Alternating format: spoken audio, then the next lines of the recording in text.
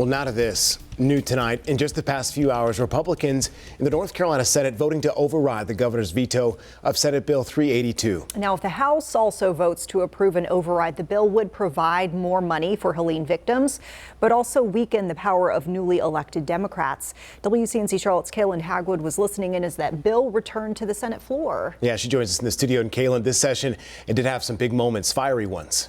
Yeah, the bill was brought up for a vote and protesters started shouting against it, sending the session into a brief recess while everyone who wasn't a lawmaker was cleared from the room.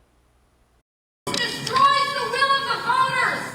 It's voter suppression. Protests erupted Monday as senators returned to discuss the fate of Senate Bill 382. It's disruptive and out of order to the legislative process. The bill would set aside an additional $252 million for Helene relief, while stripping away power from the governor, attorney general, and other incoming Democratic leaders.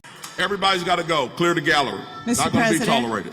Governor Roy Cooper speaking against the proposal in his veto message to senators, read by the clerk. This legislation is a sham. It does not send money to Western North Carolina, but merely shuffles money from one fund to another in Raleigh.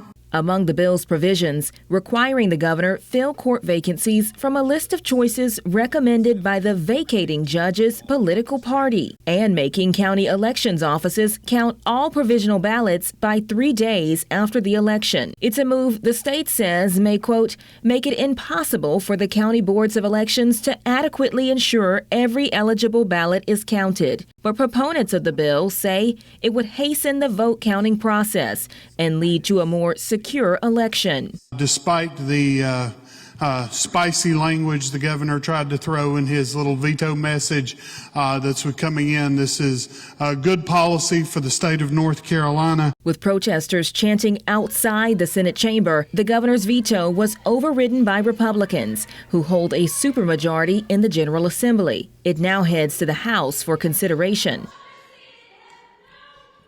Well, senators also passed 2 amendments to the state constitution today, including requiring photo ID for all voters. It's something that's already state law, but they say this will make the Constitution match that law.